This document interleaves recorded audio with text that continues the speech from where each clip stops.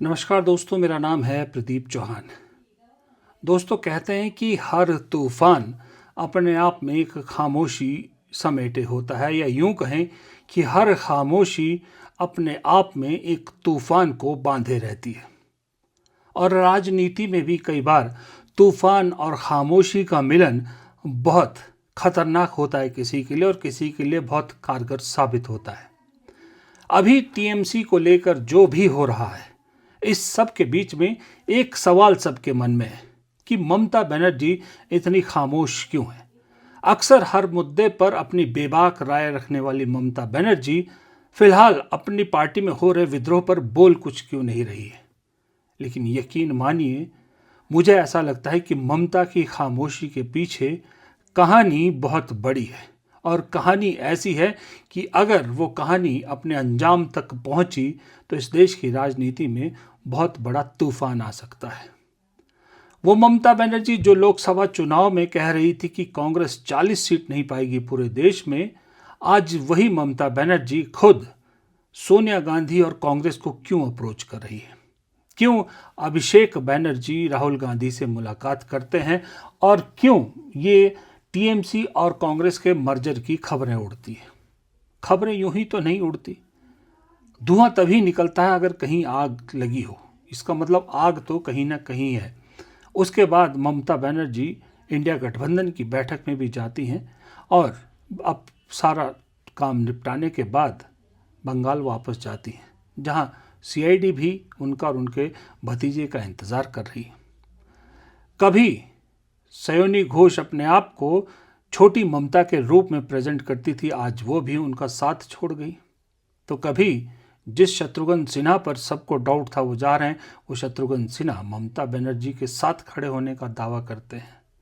BJP से आए एक और जो बॉलीवुड स्टार हैं, मैं नाम भूल गया उनका, सिंगर का, बाबुल सुप्रियो, वो भी ममता बनर्जी के साथ खड़े रहने का दावा करते हैं। लेकिन ममता की पुराने सहयोगी सब उन्हें छोड़ रहे हैं, और यहाँ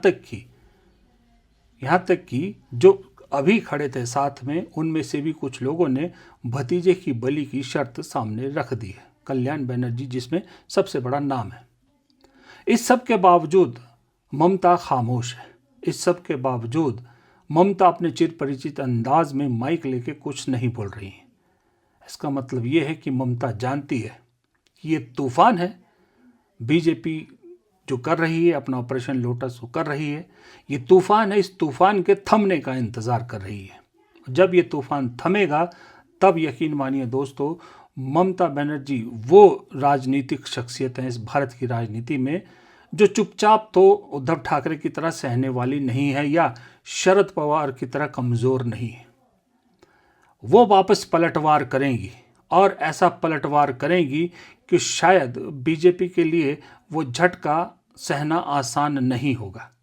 लेकिन ममता बनर्जी भी कहीं ना कहीं जानती हैं कि वो अकेले अगर पलटवार करेंगी तो शायद उतना कारगर साबित नहीं होगा। इसलिए बड़ा सहयोगी कांग्रेस चाहती हैं कि साथ आए, और कांग्रेस के साथ इंडिया गठबंधन का अम्ब्रेला चाहती हैं।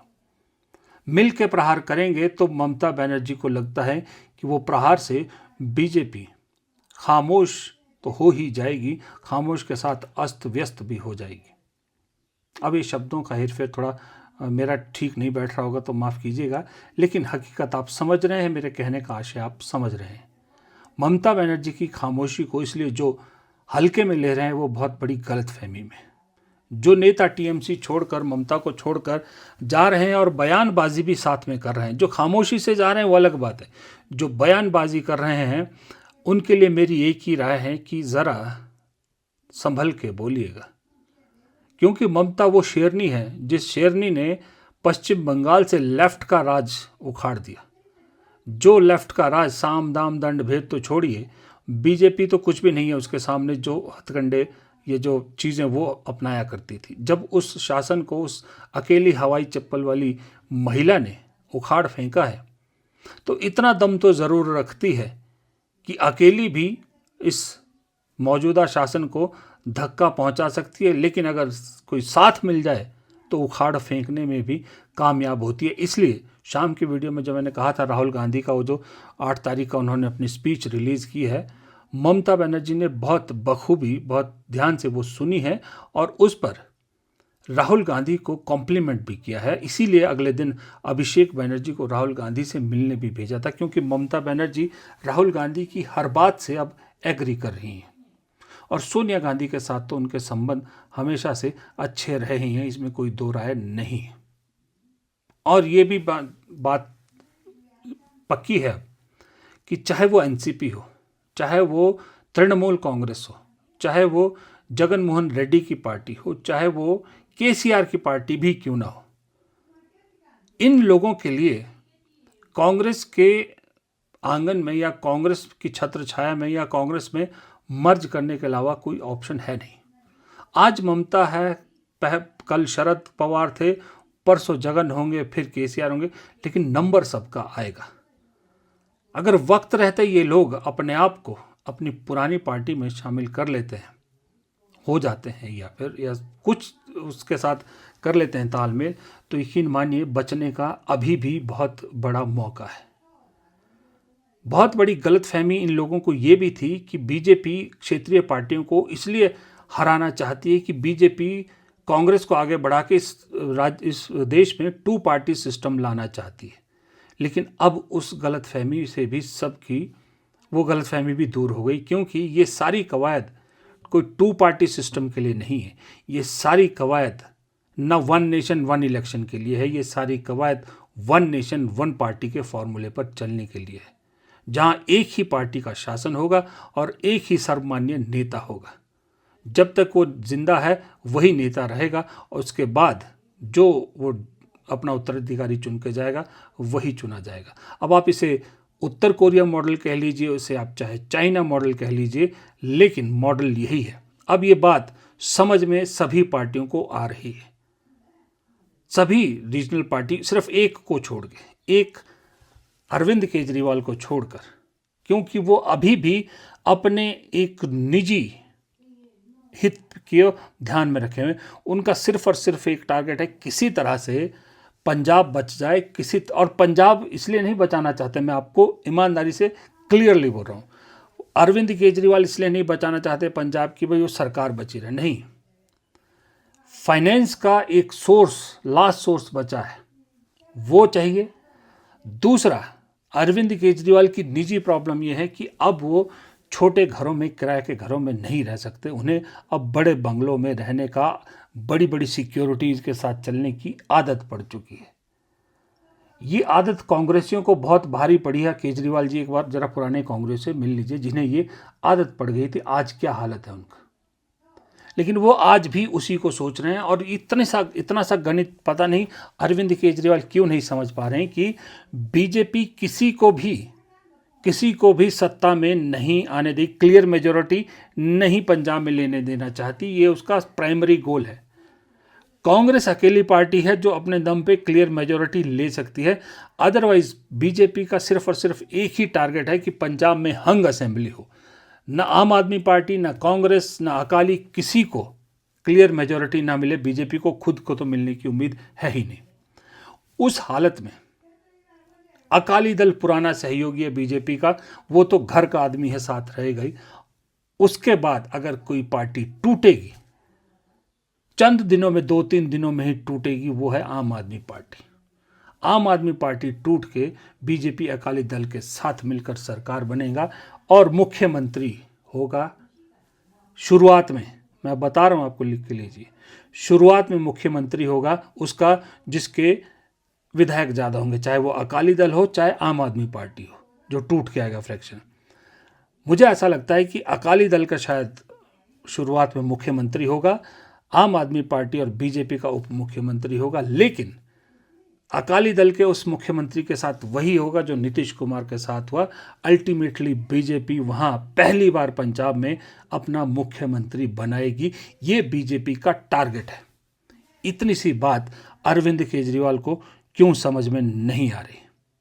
अरविंद केजरीवाल के सर्वाइवल के लिए 2 ही ऑप्शन है, या तो खुद को क्लियर मेजॉरिटी मिले या फिर कांग्रेस को क्लियर मेजॉरिटी मिले।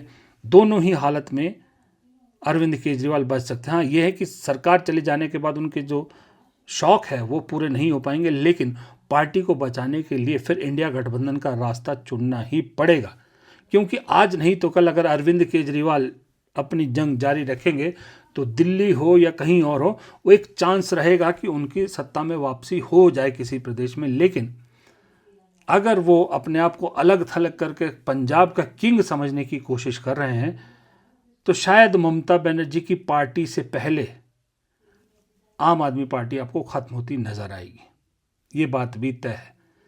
तो अकेला वो नेता जिसे समझ में नहीं आ रहा कि अभी भी वक्त यही है कि सब कांग्रेस की छत्र छाया में एकजुट हो जाओ।